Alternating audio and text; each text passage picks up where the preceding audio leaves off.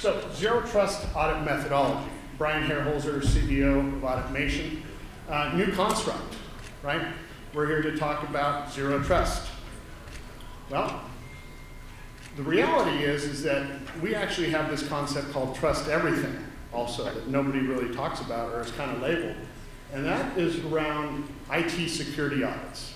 So we have trust everything IT security audits, and they're actually driving considerable risk if you actually break down the IT security audit today. So the only way forward in our mind, or in my mind, is that we need to go from trust everything auditing into a zero trust audit methodology. We don't trust anybody. We don't trust architectures. We don't trust computers. We don't trust people.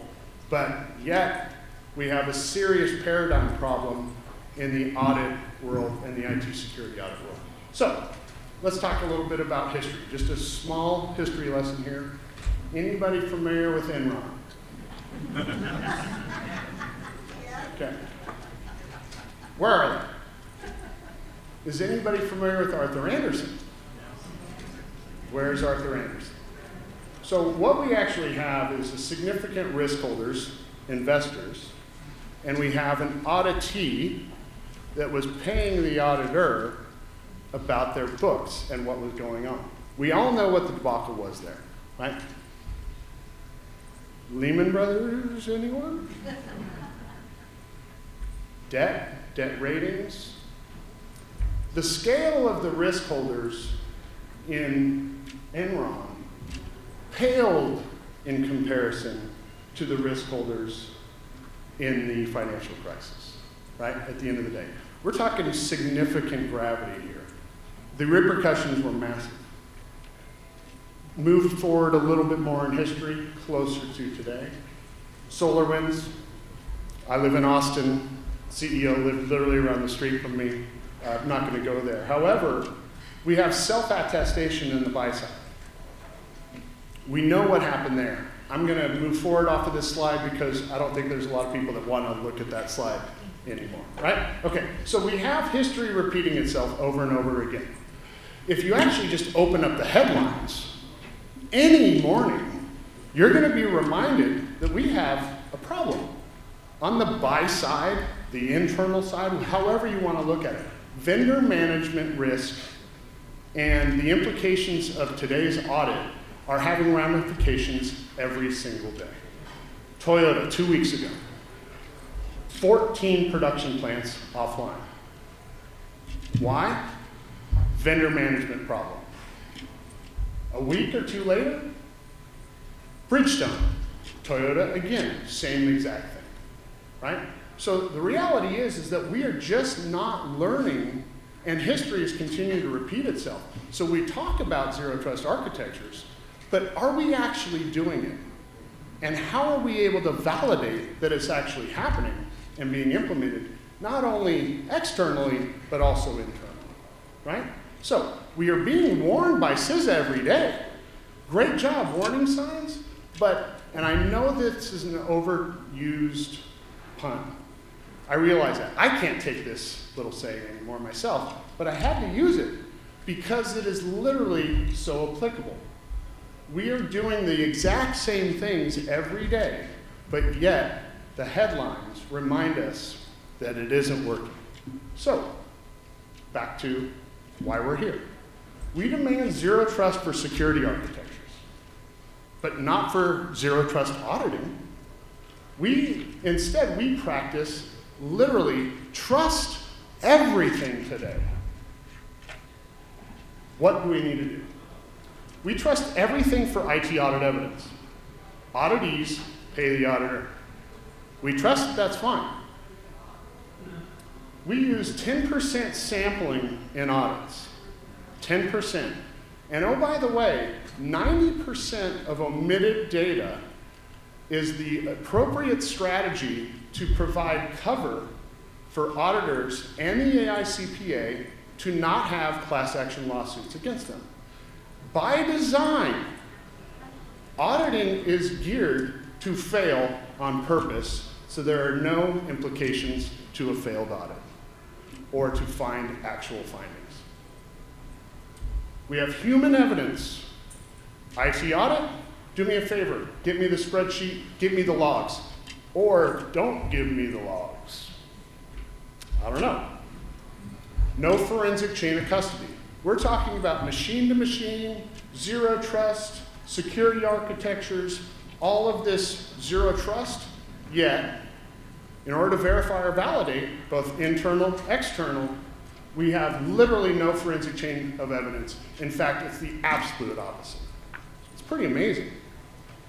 Imagine a court system where the crime investigator is paid by the suspect. Imagine a court system where only 10% of the relevant evidence is presented in court on purpose. Imagine evidence could be provided by the suspect in our court system. Imagine a court system where chain of custody is irrelevant in the evidence process. Imagine this. That's what we have today in IT auditing and security auditing. We also trust that frequency and manual processes are fine. Manual audits. Let's use people to audit. Let's do it once a year.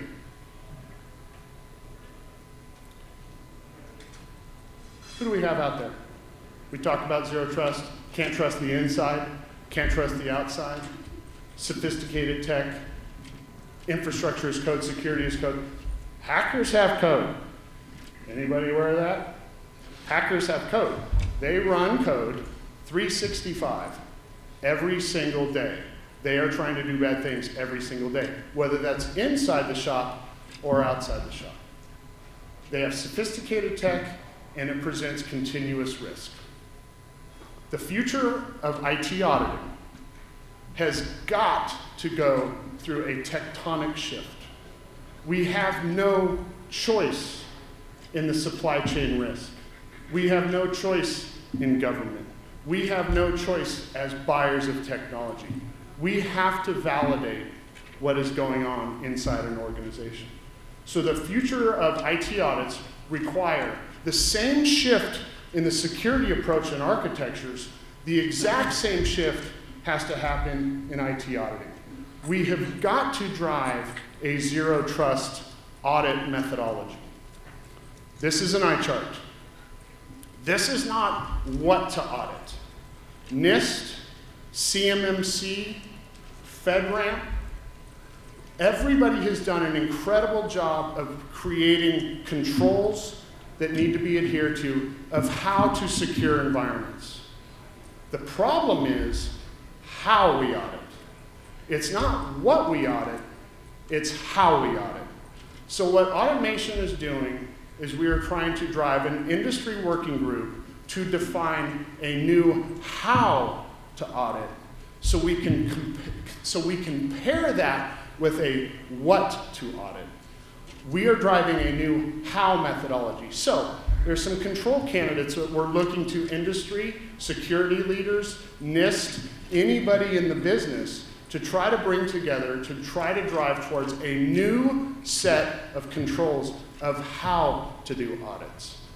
As an example, I know this is an eye chart. One of them, incentive as a control family. If you're going to use NIST as an example, NIST has a set of control families and controls. A control family, high level, should be incentive.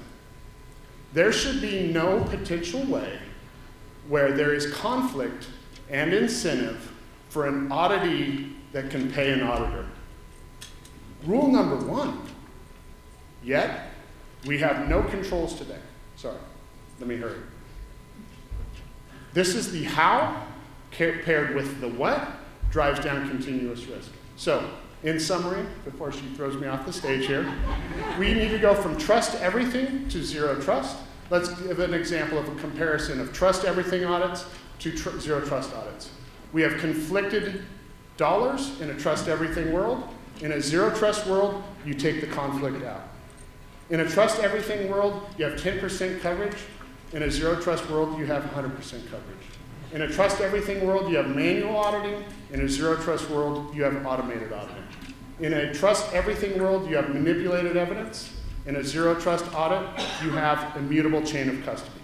What are the two big problems of unlocking this paradigm shift? Dollars and technology. The reason why auditors are being paid by auditees, they have the scale. They can defray the costs. The other problem is that technology has not existed to commoditize the audit process. So what we need to do is solve the tech solutions, automate the audit, create a neutral arbiter machine that facilitates the audit between two parties, and then we have a cost mechanism that is driven down. Now we can rearrange the buyer to be able to run micro audits or audits real time and actually create a much better scenario. So, thank you very much. I appreciate it.